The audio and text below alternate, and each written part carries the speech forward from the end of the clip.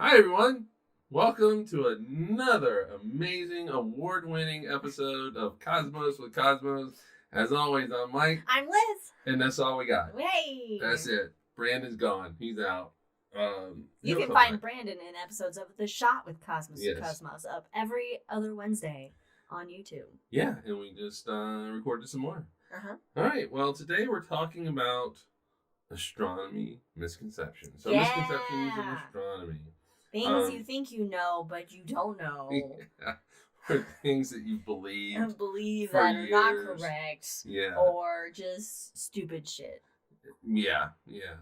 So, to make this interesting, of course, we're going to have drinks. Yes. So, what are you drinking? I am drinking Retrograde Paloma. You had to think about it again, didn't you?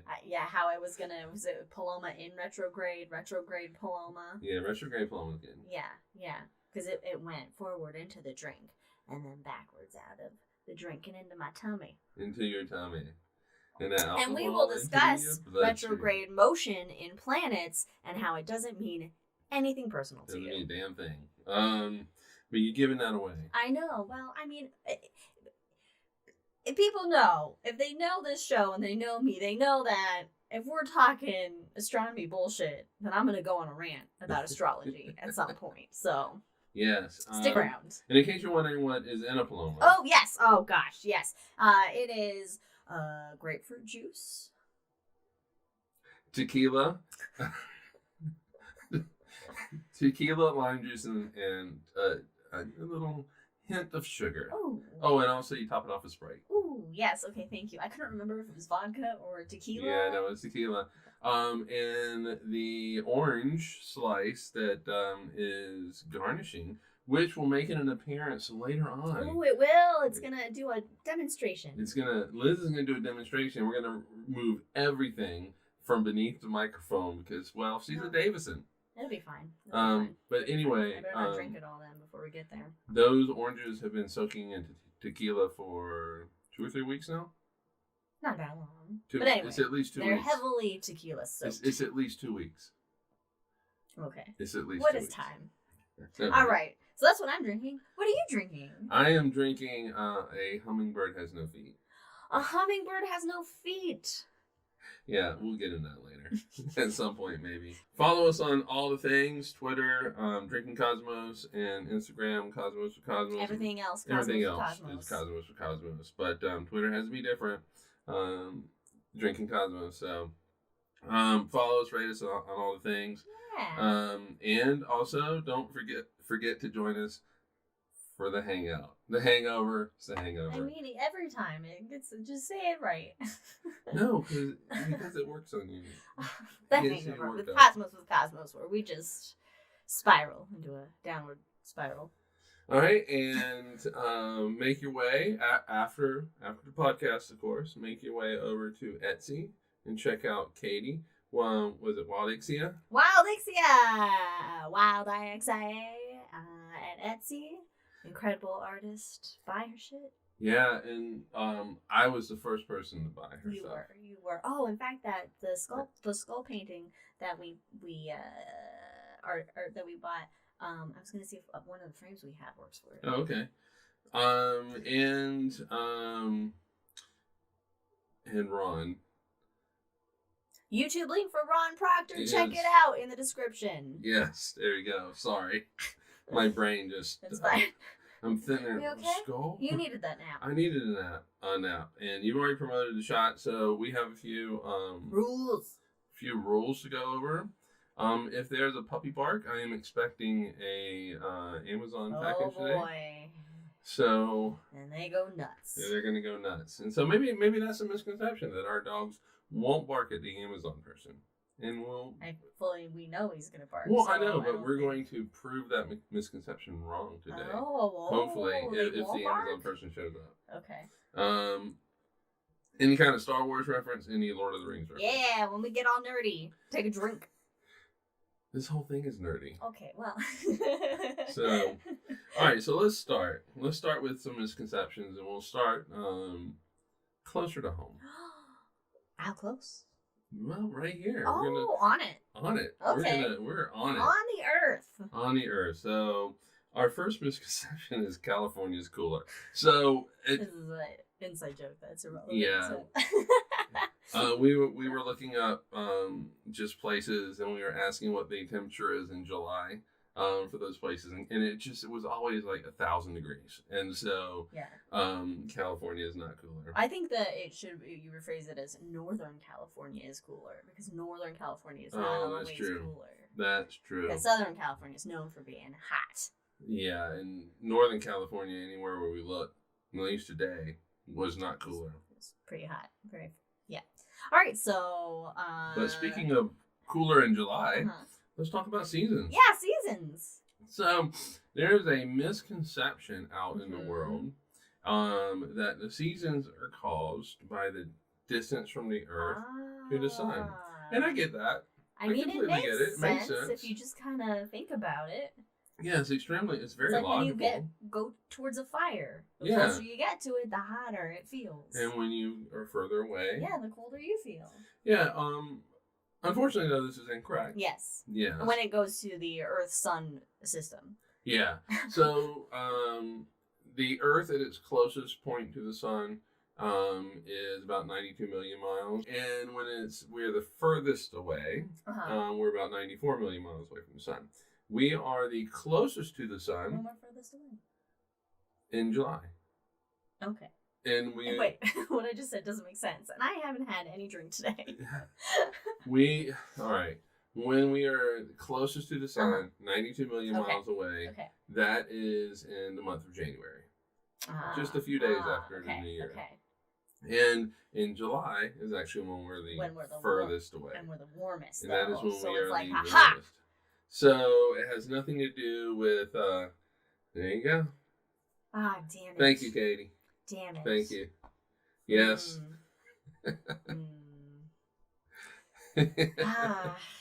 right. We got fact checked. I guess I was under the misconception. Yes. Well done. Well done. So it really has nothing to do with how far or close away we are from the Sun. Yes. That 2 million miles really doesn't affect the weather that much. It has to do with the tilt of the Earth. So in January, for us here in the Northern Hemisphere, we are tilted away from the Sun. And so we do not receive as much direct sunlight. And so it is cooler. It's colder for us here in the Northern Hemisphere. While we are experiencing less direct sunlight, people down in the Southern Hemisphere, they're tilted towards the Sun and they get more direct sunlight. The Sun is higher in their sky and it is warmer for them. And then we make our way around the Sun, and come to July, we're tilted towards the Sun more. And for us here in the Northern Hemisphere, it's hot. It is hot. Especially Northern California, apparently. Really hot. And so, it has to do with the tilt and not how far away we are. But it makes logical sense that it is because closer or further away. But, how can, the North Pole be so cold in the summer? How can Alaska still be pretty chilly in the summer? Well, the Sun is really low in the sky.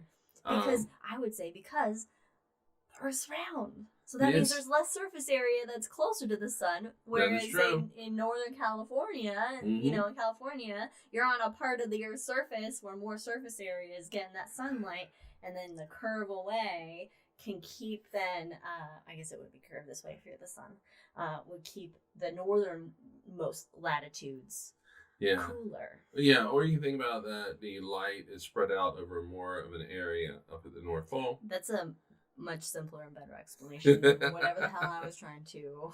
And so it makes it doesn't warm up as much. Yes. Alaska still gets warm. Yeah. You can do water sports. Yeah. You go see those in whales. The summertime. The whales want to go up there because the water gets warmer and they can have their babies. Yeah, exactly. But you know what? So the seasons, I get it. It's logical. Yeah, it's a. But this next one, not so much. Oh. Don't get it. We even dedicated a whole podcast to it. We did.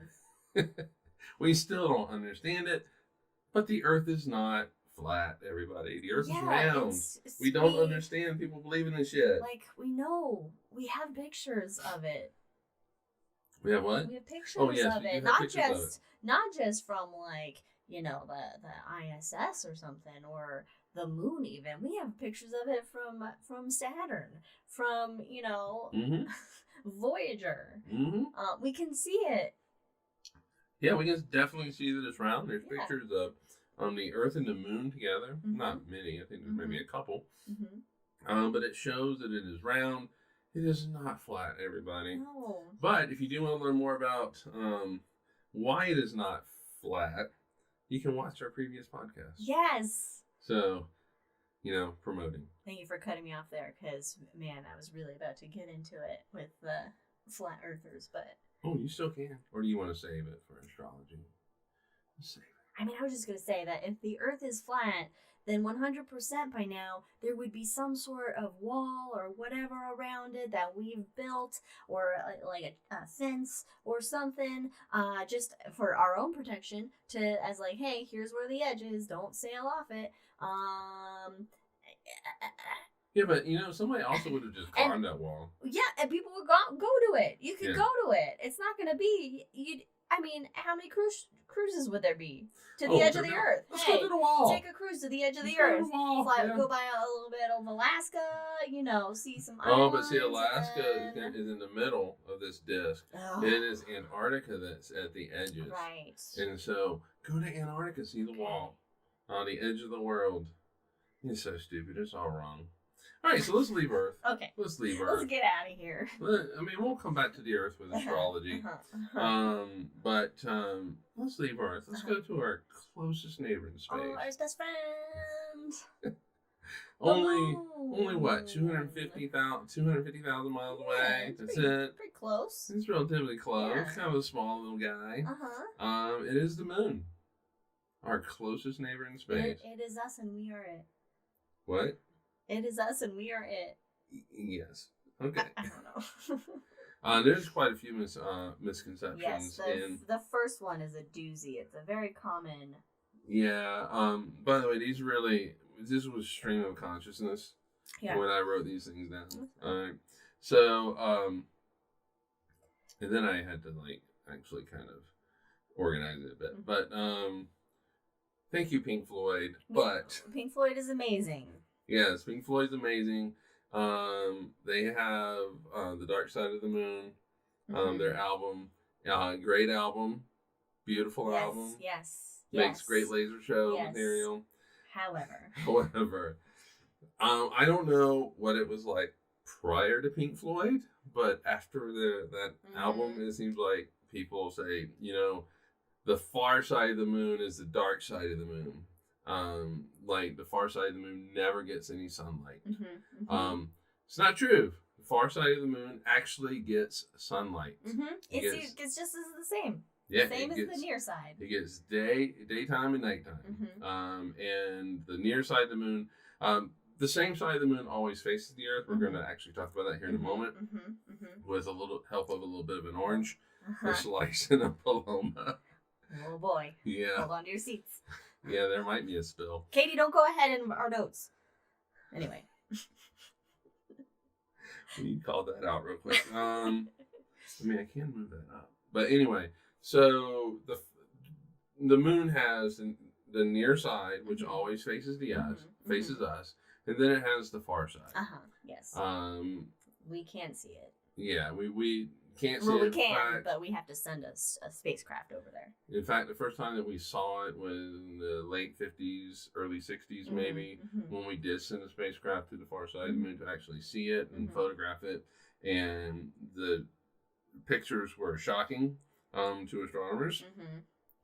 To the rest of the world, no, but to astronomers, it was like, wait a minute, something's fishy here. Should. But anyway, that far side of the moon actually gets daylight as well. I mean, the day on one day on the moon is what, roughly 28 days, or a month. A month, yes. So you see where we get month from. All right, so that means that daytime on the near side is 14 days, dayside on the far side is 14 days. And so, long time in sunlight, long time in darkness. And why? Because it's tidally locked. It is tidally locked. We'll show you that here in a moment. Okay, how long until we get there? Oh, until there. I gotcha. With this one? Yeah, there we go. So, all right. Yeah, third one down. Okay. You want to rearrange them? Let's rearrange them. No, you don't have to. All right, so the moon is tidally locked. That's it. And because it is tidally locked, the same side always faces us, which leads some people to believe that it doesn't rotate. But it does rotate. It does rotate. And now we are going to move the iPad over. I am going to grab my drink here. I'm going to hold it. All right. For those of you listening. Do you want to use this one? Because it has, it actually has a nice big Blockbuster. Yeah, all right. We'll promote Blockbuster, too. Go to the last Blockbuster in Bend, Oregon. Give them some support. All right. So you see the Blockbuster logo. And for those of you listening, I'm holding a cup with a Blockbuster logo. And the microphone that is in between us is the Earth. Now, normally the Earth would be rotating, but we don't have a way to manually just make our microphone rotate, so it will be stationary. They start with it here so they can actually see the logo. Oh, okay, that makes sense. All right, so basically, as this is weird. The moon orbits the Earth, it rotates at the same rate that the Earth rotates. So, in that sense, we only see, that's fine. We only see that one side.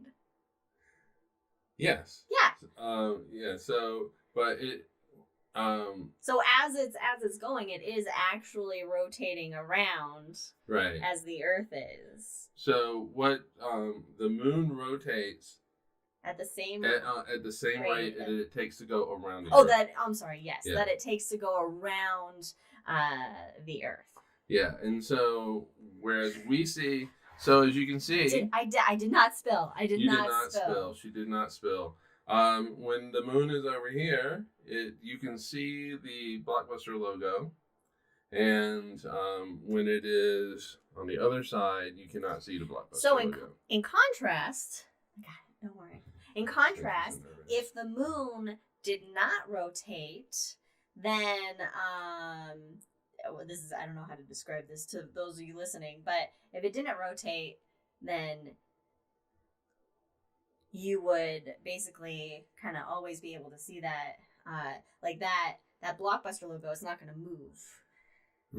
Right. I mean, it's not if you're at one point, say you're at Mars looking at Earth, and that Blockbuster logo is facing you when the moon is in between the Earth and the sun. Okay, hold on. Let's just do this. Okay, you take it away. I'm trying to over-explain it.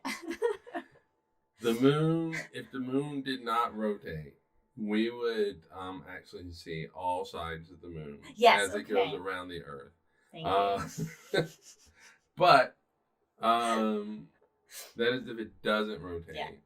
But since it does rotate, but it's also tidally locked, so we only see the same side. Yeah. You know what else is like that? It is Pluto and Charon. They're tidally locked. Yeah. And so they're like a binary dwarf system. Yeah. Basically. Not only are they tidally locked, but if you're standing on Pluto, on the surface of Pluto, and Charon is directly overhead, it is always directly overhead. You walk around to the other side of Pluto, they're tidally locked together. Both of them are tidally locked. So then you would never see, if you're on the other side, you would never see it. And then you go around the horizon, you're like, holy shit! God! What's that big fucking thing? What is that? Imagine being a species that lived like just on the one side of Pluto and like came up from underground or something, and then like what a shocker! What a shocker! So that's kind of cool. But the moon does rotate. As it, it's just that it rotates. The amount of time it takes to rotate is the same amount of time it takes to go around the Earth. Yeah. Easy enough. Unless I'm talking about it, and then It's a complicated mess of jargon. Onward and upward. Yeah, but you know it, so Yeah. you know. We'll go up one and then we'll do. Oh, okay. So, because we skipped this one. Oh. The moon is larger at the horizon. Oh yeah, when the moon moon looks like a paradox. giant.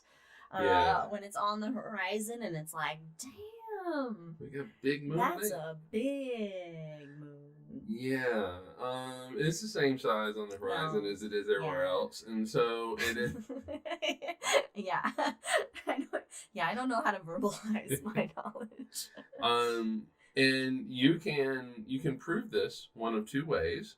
You got two ways in which you can do this. So I will leave it up to you.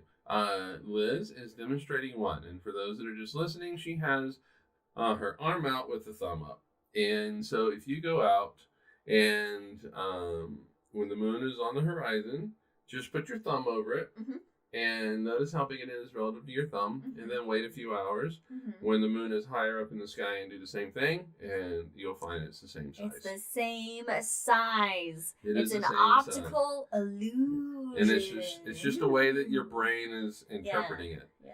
And doesn't because the atmosphere is thicker on the horizon, so the light gets bent more, and so it just makes the moon kind of appear like it like distorts, like how you're looking through, when you're in a pool and you look through and your feet look like huge. I got you. No, it does distort it, but not to the size that our brain's seeing.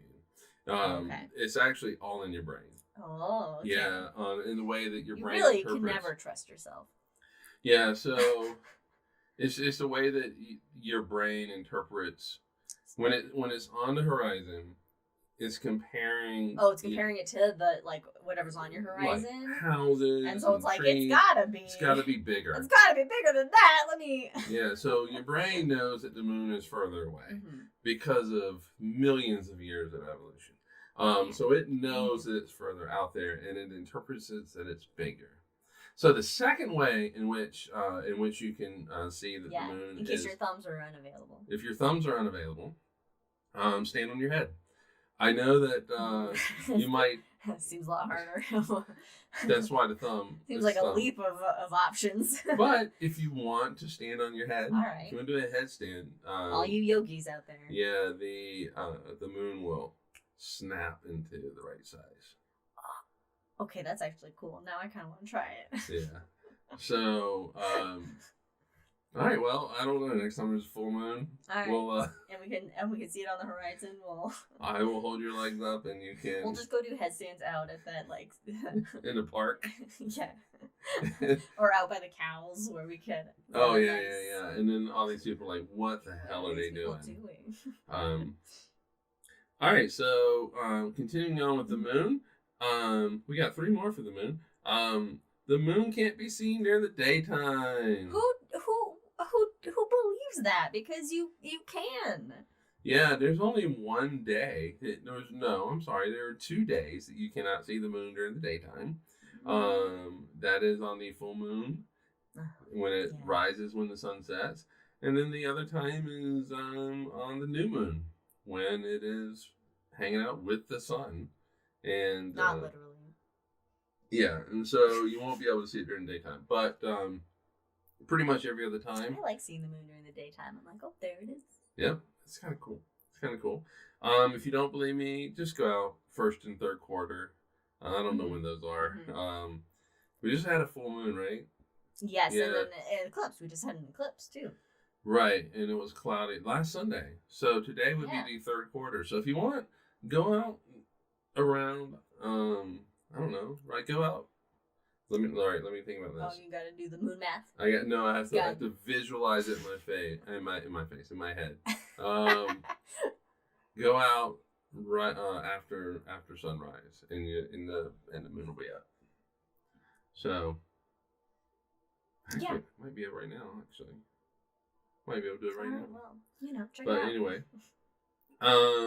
so yes, the moon can be seen during the daytime. Here's one of my favorites. This one's a classic. We've already had it in the chat. This is for you, Adam. The moon is made out of cheese or green cheese. Why green cheese? I don't know. Is there green cheese? And I mean, if you're gonna say cheese, at this point, you might as well say Swiss cheese. That's what I think it is. It's Swiss cheese because of the craters. Yeah, but Swiss cheese isn't green. And this is probably some friggin' American that came up with this. Oh, the moldy cheese. Oh, maybe that's what they mean. Like, they're like, green cheese, we ain't calling it no Swiss cheese. This is American moon. It's not Swiss moon. It's a freedom moon. Yeah, it's not made of cheese. I mean, I wish it was. Can you moon cheese? Maybe. I mean, it could be good. If goat cheese is good, then moon cheese is good. I'd be there right now eating it. Exactly. But no, it's made up of a lot of the same stuff as the Earth, but then some stuff that's not of the Earth. And so that basically provided the data for the whole giant impact theory of how the moon formed, with Mars-sized objects smacking into us, breaking apart little pieces of each other, and coming together as one. Besties for life. Until we're not. Well, it is moving away. Yeah. It's moving away slowly, like 3 inches a year or some shit like that. So, I mean, it's trying to escape. But it can't outrun the sun. And, you know, I have to stop here for a sec. Adam brings up the rabbit. The rabbit in the moon! I cannot see the man in the moon. I see the rabbit in the moon. I've always seen the rabbit in the moon. You got the head, the 2 ears, big old body. Got a little fluffy tail. So, yeah, and in India as well. India, they have a rabbit in the moon story. Oh yeah, it's a great story. Which I believe Brandon did on maybe our last Moon Lake. At Moon Lake. Oh, it's one of the shots, right? Yeah, he did it as a shot. As a shot episode, yes. I think he did it as a shot episode. So check those out. I think that was, we were trying to figure out the constellation one that he did the other day. That's the one that he did. Oh, that is the one that he did. Yeah, with the Baroom that he did, yes. which we don't need to take a drink for that, but that's Lord of the Rings. That's Lord of the Rings, yeah. So with Treebeard. But yeah, a lot of people saw the bunny. And for my last one for the moon, if you think that the moon has no gravity, then I encourage you to watch some of the Apollo video of the astronauts bebopping around on coming back down after they jump in the air. Yeah, exactly. Slower, yes. Less gravity. Yeah. So there's even video of an astronaut, I can't remember who, dropping a feather and like a hammer, and they both fell. The moon has gravity. But some people think it's just gravity doesn't exist. I think because maybe people have the kind of this misconception or of an understanding that our atmosphere somehow is adding to that, or that's what keeps everything. Our atmosphere keeps everything inside of it, rather than it's the pull of the center of mass of the Earth on everything, And so since the moon doesn't have an atmosphere, then it seems like I mean you're exposed to space, and so it seems like you wouldn't you wouldn't have gravity. But in fact, you out there, I'm talking to you. No, the person behind you. You have your own gravity. I have more than you guys have. I mean, everything that has mass has gravity. So our gravities are hey right now, but compared to something like a planet or a star, our gravity is just so inconsequential that we don't feel that effect of our own gravity. We can't feel that right at all. But yeah, everything has gravity that has mass. In fact, so 2 things. If we're out in space, and we're just floating out in space, which is probably where no gravity comes from. But if we, given time, we would just eventually move towards each other. Yeah. Oh, well, that's reassuring if you ever are in a situation with somebody where you are kind of out in space, but at least you're like, hey, I mean, eventually we can hang on to each other. It might take a while. It will take a while, but or say they have a full oxygen tank that they're not using anymore, and you have a limited supply, eventually you'll get to it. Eventually, it just depends on. You better hope that. You could use the rest of your oxygen to propel yourself. Oh yeah, that's a good idea. Yeah. But gravity can do the work for you. Yes. And in all seriousness, it is actually one of the methods in which NASA and other people will consider, like, if they discover an asteroid that in a long time from now is going to hit the Earth, you actually shoot a rocket to it and use its gravity to pull it off. Because all you need is for it to miss Earth by, 7 minutes? And that's it. Yeah. And so. Why is it always 7 minutes? 7 minutes of terror on Mars, 7 minutes of extinction doom on Earth. I don't know. Lucky number 7. Yeah. I don't know. All right, so let's move away. Let's move away from Get out of here, from moon. the Earth moon. And let's just make our way to just one quick thing for a planet. One planet in particular. Ah, yes. What planet is it? Jupiter. Jupiter. So there is a misconception, and when I put it in the notes, Liz read it today, and it sparked a conversation. It was poor note writing on my part. I thought I fell into this misconception, and then I had this misconception. I was like, oh no! The misconception is if Jupiter were a little larger, it would be a star. Which is not correct, but there's a real nuance to this. Yes, it has to do with your word choice. Yes. So, if Jupiter were a little larger in radius, it would be a star, is the misconception. But the reality is, if Jupiter were a little larger in mass, about 85 times larger, sounds like a lot. It's really not a lot in the universe. Yeah. It would be a star. Yes. So it's not the size, and it doesn't. You go for it. Yeah. So the truth is that if it was larger in mass, it would be a star. The interesting thing about it, though, is that if you increase the mass, you increase the gravity, and what it does is it compresses that gas a little bit more. So actually, this Jupiter star would be smaller in size. Be smaller in size than Saturn, actually. Wow, yeah, that's crazy. Yeah, so there's nuance to that one. Yeah. And Liz pointed out my poor word choice. Yeah, because I was like, no, and then he's like, oh, massive, and I was like, yes, massive is not size. So, okay. All right. This one I think is just funny, but I get it. I mean, the Egyptians believe this. Common with children. Yeah, but the Egyptians also believe this. The sun disappears at night. Maybe we were still developing our object permanence. Maybe, but the world was quote unquote a much smaller place then. That's very true. And so, yes. But they developed our 30-day month and our calendar, and they figured out how to use the night sky and the motions of the sun and the planets and the seasons to flourish as a civilization for 5,000 years. Yeah, all while believing that the sun disappeared at night. They're like, oh, yeah, we don't know where it went.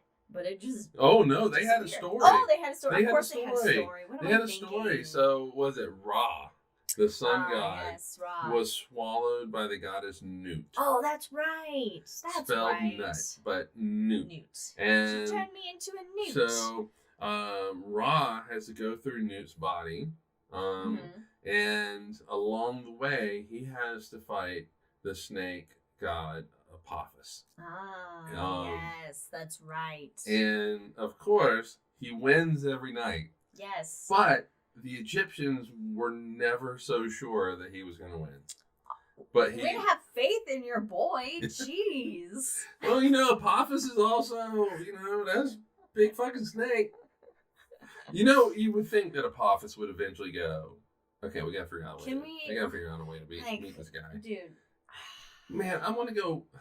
I gotta go like Elden Ring, man. Can we not do this tonight? Can we? Look, why don't we split it, alright? Yeah. Let's split it. Yeah. You can take these hours. I'll take these hours. Let's do it, because we're Elden Ringing. I just don't want to go through this. It's just for eternity forever. Yeah.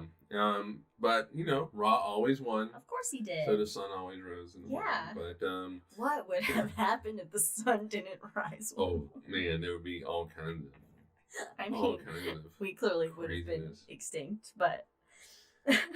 Oh, shit, there's another one that I just thought of. Oh, go for it. Yes, improv. All right, so this one actually has religious roots. Ooh, it's always fun. Yeah, okay, basically, the sun disappears, it rises, basically...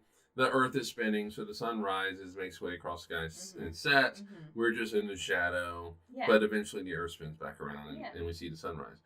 It's like when you're on a merry-go-round, and you know your parents are like, "Yay!" waving to you, and you go around, and then they're gone, and you're like, "Oh boy!" and you come back around, and then they're like, "Yay!" Yeah, pretty much. Okay. That's exactly it. So, I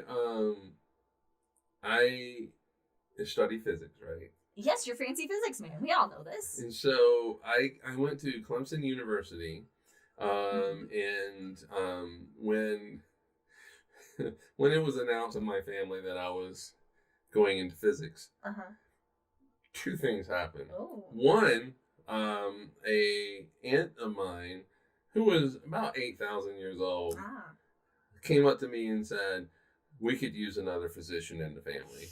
And I was just like, I'm not gonna be a fucking doctor. I can't get you the meds you need right now. So, and I won't be able to do that. Different type of different physics. Different physics. But not too long after that, I received an email from my grandmother, and the email was all about how NASA had proven that the Earth stood, basically the sun stood still for like an hour in the sky. So there's some story. It was a big debate in my head if I should actually if I should actually tell my grandmother, hey, it's not right. If I wanted to launch a spacecraft to Jupiter, I don't need to know where Jupiter was 5,000 years ago to do it. Last year will work. Yeah. You know? Yeah. Last year and today. That'll work. All right, so just a few more. We're going to move on to stars now. Stars! Yeah, just a few. One is that all stars explode. They all go boom. Go boom. I wish they all went boom. They don't. It's only the big ones. Only the real big ones. Only the ones that are much bigger than our sun will go boom. Our sun will just kind of fluff off its outer atmosphere. Yeah, pretty much. It's like Jack peeing on our walks. It's just silent, slow farts that just kind of drift out. Wow, we've evolved. Future of our sun, everyone. A slow, silent fart. Yeah. Going right along with that, stars don't live forever. They don't. They do appear eternal. In fact, we see the same stars that those Egyptians saw that we were talking about. But they don't live forever. Our sun lives for about drift out. What was it, like 10 billion years? 12 billion, yeah, 10 billion years is about halfway through its life right now. Yeah. I mean, this is because of fuel. I mean, they're powered by an energy source. By fuel, basically, and eventually they're gonna burn it all up. Yeah. So they don't live forever. Massive stars live for a very short amount of time. Just like how SUVs run out of gas quicker. Yep, and the smaller stars, which are like Priuses, they can go on for a very long time. A lot longer, not forever. And stars don't fall when you're looking up at the night sky. No, those aren't stars. Yeah, so you see those nice little streaks of light that just blaze across. Then we call them shooting stars, but they aren't stars at all. They're little grains of basically leftover comet dust. Yeah, or in a lot of cases. Sometimes, most cases, yeah. Sometimes it can be like from a meteor, or I'm sorry, an asteroid. It can also be space junk. It's true. Little flecks of paint or something. Coming in. Through. Yeah, so it's not, and it's a good thing it's not stars, because we'd be dead. Yeah, I know, right? And then finally, Polaris is not the brightest star in the sky. But it tells you where north is. It's gotta be the brightest. It's gotta be the most easiest one to spot to guide our way home. Yes, no, it is. It is special because of its location. Yes. Which is really close to the North Celestial Pole. Right, and so our pole, the Earth's pole, is basically pointing to it. It's you down with NCP? It's a degree off. Yeah. That actually deserves a drink. Are you down with NCP? Oh, yay, drink! Oh. We don't ever do that, do we? Dink? We don't. Okay, it's because we just recorded the shots episode yesterday that now I'm accustomed to toasting. And finally, we come to what we've all waited for. Astrology is fucking real. Liz, I yield the floor to you. Oh my gosh.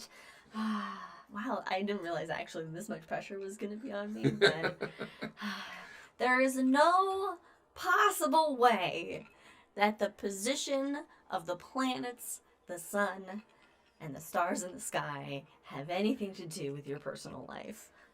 No. These are inanimate objects that are just operating on the mechanics of physics. Stop.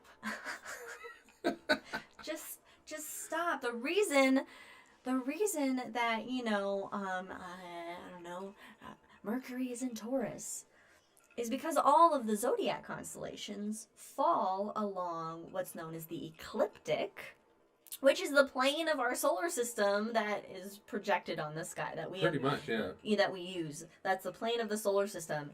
And so it just happens that because the planets are also in the plane of the solar system, the moon as well, Pluto, although off it a bit, but has a little bit of a higher, more tilt off of it. But they basically go along the same path throughout the sky, and through that path there are constellations that we see up there as well. And so throughout time, early people that observed and used the motions of the stars and the planets on the sky to help understand the world around them, to tell time, and basically was used to support their livelihood, because it can help track seasons and when to plant crops and when to do all that good stuff.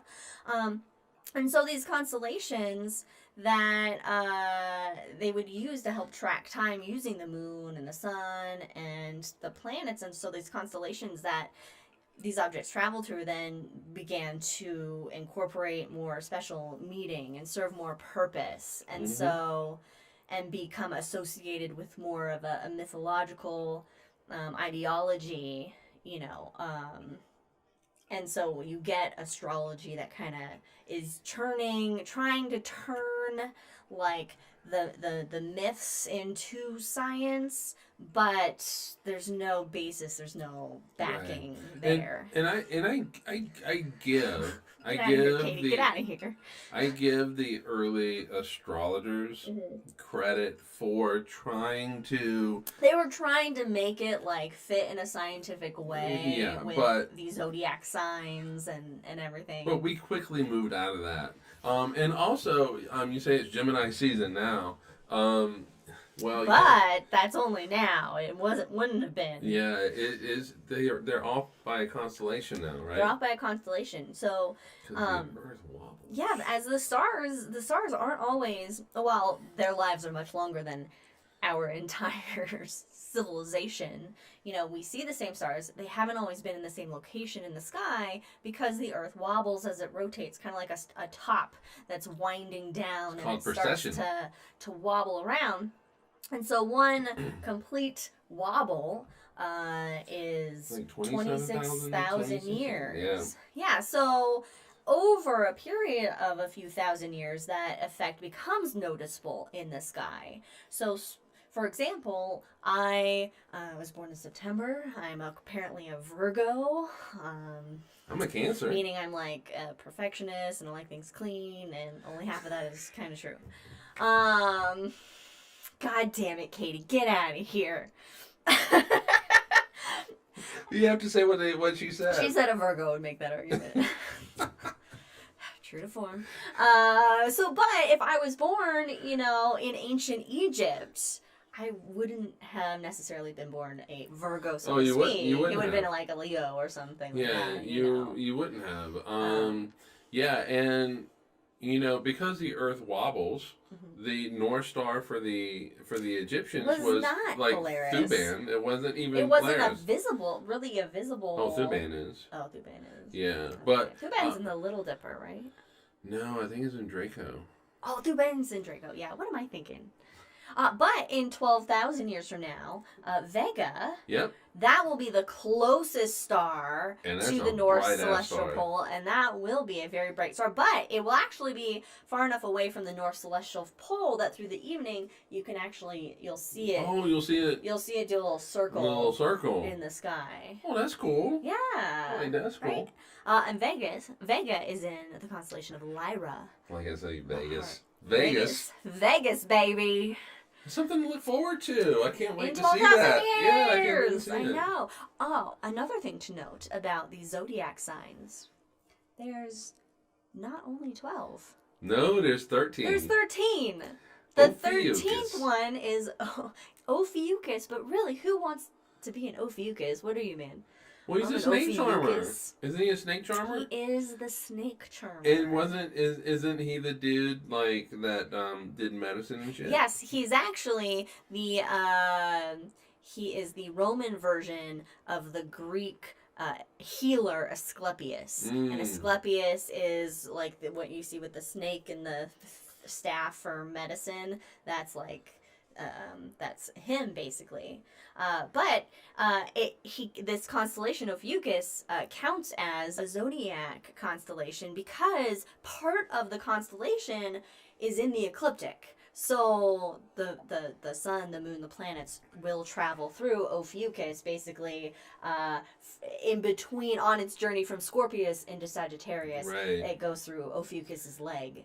Yeah, I think that the next time something is in Ophiuchus, we call up like a astrologer. Oh God, Mars is in Ophiuchus! What the fuck? What's happening? What does this mean? That happened when Trump was elected. It's just Mars just stopped in the sky and just hung out. Where's Mars? What zodiac's Mars in? Ophiuchus. What is that demonic bullshit? Oh my God. So case in point. Oh, and we didn't mention retrograde motion. Now, okay, so retrograde motion is something that I get really confused about. I can't remember how it works, and I always have a misconception that like Mercury and Venus don't go into retrograde motion, but they do. Because it's inside the orbit of the Earth. It's inside the orbit of the Earth, yes. But they do retrograde motion. They just don't do it in the same way that the outer planets do it. And basically what this retrograde motion is, which has nothing to do with how the month is going for you. God, Mercury's in retrograde right now, and I'm really feeling it.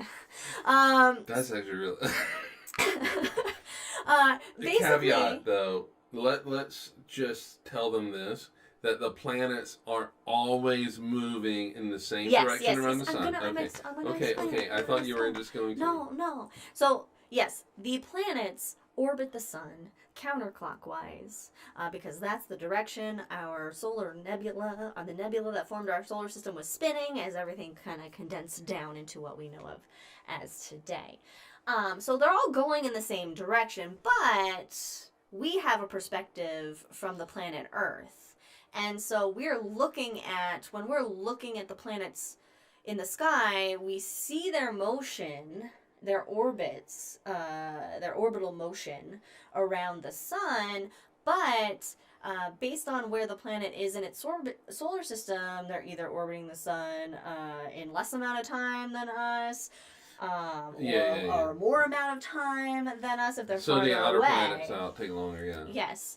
So they're moving slower than we are. So we're all moving at the same speed. So imagine. No, we're not moving the same speed. I'm not the same speed, but in the same direction. The same direction. Yeah. But say like, then my analogy might be bad. But say you're driving on the freeway. No, you're gonna be spot on. Okay, say you're driving on the freeway, all right, and a car passes by you. Mm-hmm. It makes you almost feel sometimes like you are moving backwards. Right. To that car that is going past you. And so when we're looking at the orbits of the planets in the sky, sometimes we see them move backwards in the sky, or some of the outer planets will make kind of a loop-de-loop in the sky and move backwards. But they're not really moving backwards. No, it's just our positioning and our perspective and who's moving past who in their orbits. Right. So the Earth is moving faster than Mars. Yeah. And so I'm going to change your... Oh, yeah. We're going, hi, Mars. Goodbye. So I'm just going to change... Liz's analogy was spot on. The Earth is moving faster, so we're in the fast car. I have the knowledge. I don't know how to verbalize it. I know you do. I know you have the knowledge, and you verbalized it. So I'm going to put us in the fast car. Oh, that's more appropriate. And so we're in the fast car, and Mars is the slow car, and it just appears that Mars is moving backwards. By the way, theory of relativity, special theory of relativity, Einstein basically uses this with trains to prove a point for relativity. Oh, wow. But anyway, so we're on the faster track, and so we're looking at Mars and we're going in the same direction, but then we kind of catch up to it, and it like, looks like race it's you going for your pink backwards. slips, Mars. It looks like it goes backwards and does this little loopy-loop. So I think the reason why you think that you have a hard time thinking about Mercury and Venus is because when we talk about retrograde motion, it's always in relation to the outer planets, Mars out to Neptune. And us passing them by. Yeah. And then it's just a different. Yeah. And it's a different side Yeah, we never ever talk about it with regards to Mercury and Venus, or I should say that we rarely do. Yeah. And basically, so Mercury and Venus are on the inside track, and they're following the sun. And they will move away from the sun, but at some point in their orbit, they come back around. Yeah. And then that's when we see them. See them go backwards. Yeah. In our sky. Yeah, from our perspective. So. Yeah. Yeah, so that's one thing that I've had, but retrograde motion no.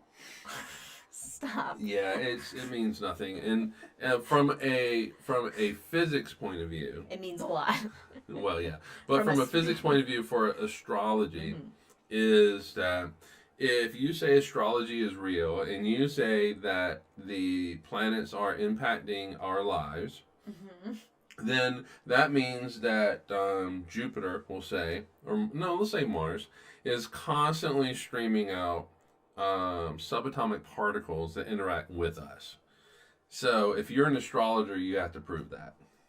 You have to prove what the particles are and how they interact with us. And they can't do it because it's all bullshit. It's a nice little tiny column in a newspaper which used to be a physical I'll thing. give you, it's fun to read. Yeah, but it's also, so vaguely written. Also, like, don't look at which one you're reading and just assume it's all for whatever your sign is and read it. Yeah, they You're all gonna apply to relate you. to all of it because it's so generic and vague that your brain goes, okay, I'm gonna cherry pick what works for me and what I want to hear. And you can look at any of these and go, okay, all right, yeah.